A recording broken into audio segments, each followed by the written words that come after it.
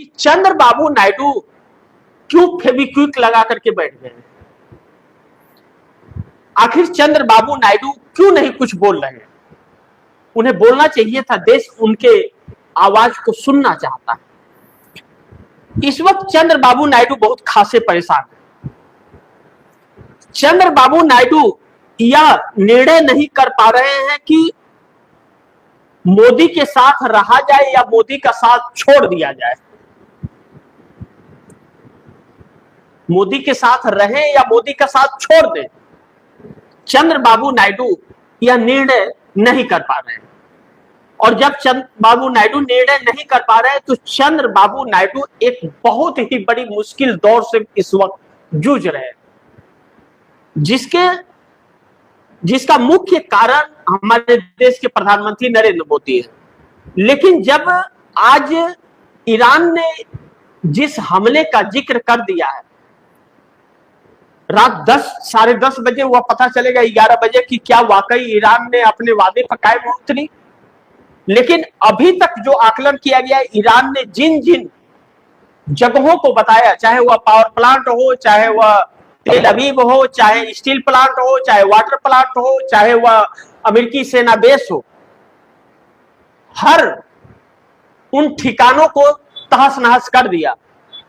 अगर उनकी बातों पर भरोसा करें जो अभी तक उन्होंने किया है, तो आज रात 10:30 बजे यह सारी 18 कंपनियों के मुख्य बेस धराशाह हो जाएंगे। तो ऐसे में तो चंद्रबाबू नायडू का सपना फलने फूलने के पहले ही ध्वस्त हो जाएगा, मुरझा जाएगा। जिस कमल का साथ पकड़ करके चल रहे हैं वह कमल तो मुरझा गया है।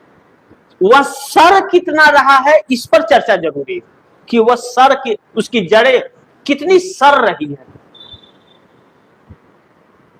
और जब जड़ सर जाएगा तो फूल कहां खिलेगा? तो चंद्रबाबू नायडू मुश्किल में है, उन्हें समझ नहीं आ पा रहे हैं वह क्या करें क्या ना करें। लेकिन इस बीच चंद्रबाबू नायडू अब चुप नहीं रह सकते। और अब अगर चुप रहे चंद्रबाबू नायडू तो फिर चंद्रबाबू नायडू उन हालातों से का सामना नहीं कर पाएंगे जो आने वाला है अब इस देश के अंदर।